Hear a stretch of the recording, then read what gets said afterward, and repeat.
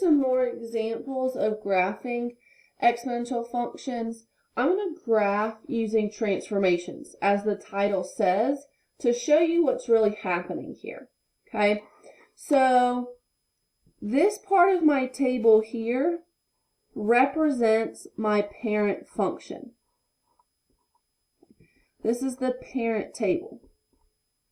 So I can substitute in all of these numbers and get this table. For example, I know anything raised to the 0 power is 1. This is 3, 9, 27, and 81. Anything that's raised to the negative is going to give me a fraction in this case, so I'm not going to graph it. In my parent table, I have no asymptote, so my asymptote is at 0. 0, 1, 1, 3, 2, 9. Okay. I'm going to get really, really close, and I'm going to curve this thing up. Then I have this transformed graph.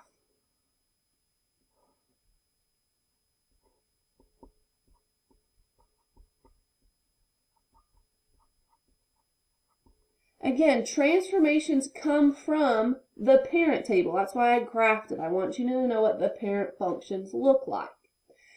So that plus 2 by the x, we should know from yesterday's lesson that this is to the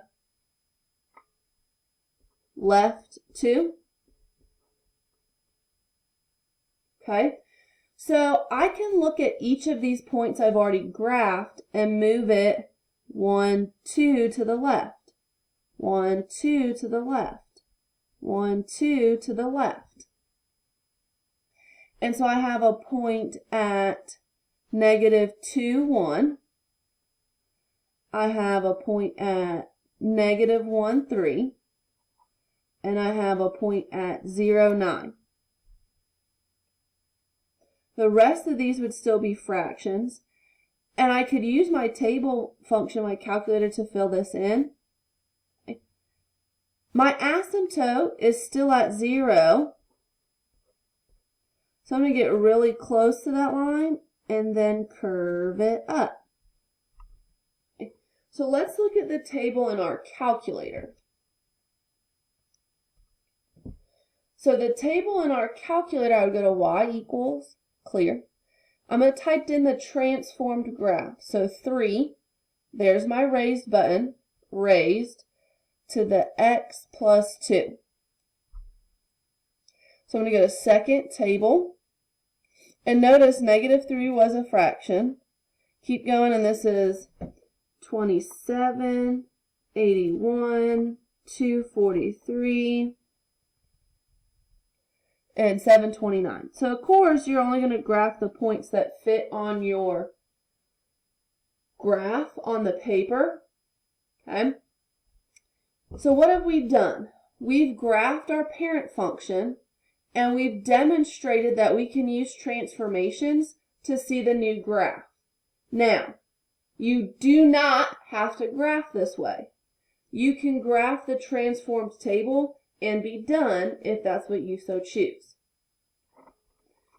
Looking at the rest of these characteristics, we know what the asymptote was, y equals 0. And we know this is an increasing function because my base is greater than 1. We'll talk about domain and range tomorrow with our characteristics notes. Let's try another example. Here's my parent function again. This table represents my parent function.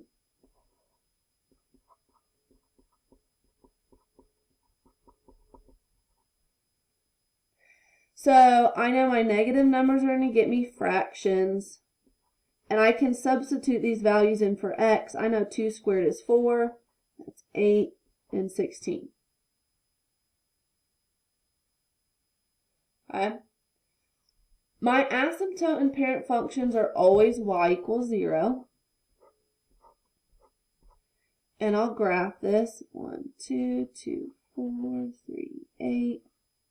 Remember, I connect it with a curve. So again, there's my parent table. That's what I'm originally starting with before I perform these transformations.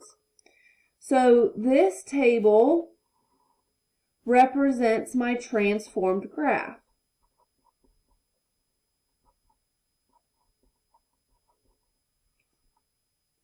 So in my transformed graph, I have a transformation here. That's to the right 1.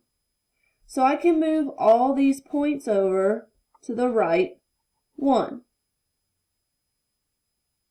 My asymptote is still at 0.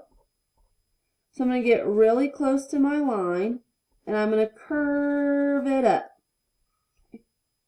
So again, you can see the difference. I started with a parent, and then I transformed it. Let's look at the table in our calculators. So let's use a different calculator for those of us who have a scientific one.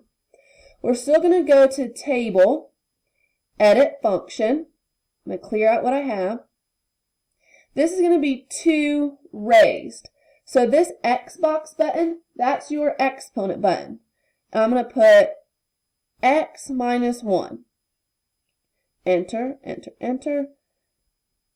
And so notice I have a fraction and a fraction. That's 1, 1. I'm going to arrow. Let's see, 2, 2, 3, 4, and then 4, 8. So the rest of these are going to be fractions that I can't graph. And those points should match these points that I've graphed. Again, this is graphing by transformations. You can just create the transformed graph and graph it for me. That is A-OK. Our asymptote was still at y equals 0. And again, this is an increasing function because our base is greater than 1. Happy graphing.